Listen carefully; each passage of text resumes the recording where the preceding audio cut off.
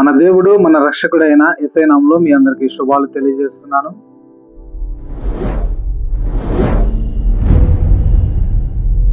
June నెల 16వ తేదీ కొరకు దేవుడు మనకు ఒక వాగ్దానాన్ని తెలియజేస్తున్నాడు. ఆ వాగ్దానాన్ని చదువుకొని మన జీవితంలోకి స్వాధీనపరచుకుందాం. పరిశుద్ధ బైబిల్లోంచి యెషయా గ్రంథము 49వ అధ్యాయము 25వ వచనంలో దేవుడు ఈ రీతిగా మనతో మాట్లాడుతూ ఉన్నాడు. నీతో యుద్ధము చేయి వారితో నేను యుద్ధము చేసేదను, నీ పిల్లలను నేనే రక్షించేదను. ఇచ్చిన వాక్యమును దేవుడు దీవించును గాక.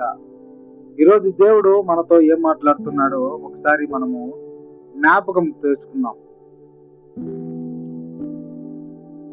నీతో యుద్ధము చేయి వారితో నేను యుద్ధము చేసేదను. మనతో ఎవరైనా యుద్ధము చేయాలని వారు సిద్ధపడి ఉంటే, మనల్ని ఎవరైనా హతము చేయాలని, మనల్ని ఎవరైనా నాశనం చేయాలని, మన జీవితంలో మనకు లేనటువంటి నిందలను వారు మోపాలని, మన జీవితాన్ని నాశనం చేయాలని వారు ఆశపడుతూ ఉంటే, వారు సిద్ధపడి ఉంటే, నీ శత్రువులతో నేను యుద్ధం చేస్తానని దేవుడు తెలియజేస్తున్నాడు. నీకు ఒక కాపరిగా ఉండి ఆయన చేతుల కింద నిన్ను రక్షిస్తూ, ఎవరైతే నీతో యుద్ధం చేయాలని, నీతో గొడవ పడాలని, నీ జీవితాన్ని నాశనం చేయాలని కంకణం కట్టుకొని తిరుగుతున్నారో, నీ శత్రువులతో ఆయన యుద్ధం చేస్తానని తెలియజేస్తూ ఉన్నాడు. నిన్ను వర్ధిల్లు చేసి, నిన్ను బాగా ఫలింపజేసి, నీకున్నటువంటి సంతానం, నీ కుటుంబాన్ని కట్టి, నీకున్నటువంటి భార్య బిడ్డలు, దేవుడిచ్చినటువంటి బిడ్డలను దేవుడు నేనే రక్షిస్తాను. నీ భవిష్యత్తే కాదు, నీ బిడ్డల భవిష్యత్తు కూడా నేనే చూసుకుంటాను. నా స్వహస్తాలతో యేసుక్రీస్తు నామంలో వారిని నేను ఫలింపచేస్తానని దేవుడు ఇక్కడ తెలియజేస్తూ ఉన్నాడు. నీ పిల్లలను నేనే రక్షించేదను. ఆపత్కాలమందు దేవుడు నీ పిల్లలను రక్షిస్తానని తెలియజేస్తూ ఉన్నాడు.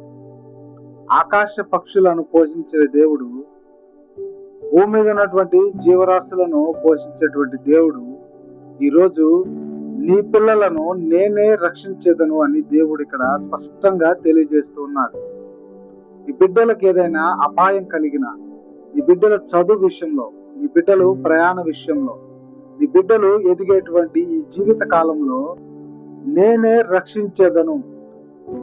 కీడు నుంచి, అపాయము నుంచి, నిందల నుంచి, అవమానాల నుంచి, వారు చదువుకునేటువంటి చదువులో వారు ఏదైనా వెనకబాటు కలిగి ఉండి, వారి తోటి స్నేహితులతో వారు బాధపడుతూ ఉంటే, వారు నీ బిడ్డలను హేళన చేస్తూ ఉంటే, వారి పక్షమున ఉండి నీ బిడ్డలకు రక్షణ దయచేస్తానని దేవుడు తెలియజేస్తున్నాడు. సొలొమోనుకి ఇచ్చినటువంటి జ్ఞానాన్ని నీ బిడ్డలకు ఈరోజు దేవుడు ఇస్తానని సెలవిస్తున్నాడు. ఆయన రక్షిస్తే నీటి ఓరన నాటబడిన మొక్క వలె, ఎప్పుడు నిత్యము ఫలించే మొక్క వలె ఉంటారు నీ బిడ్డలు.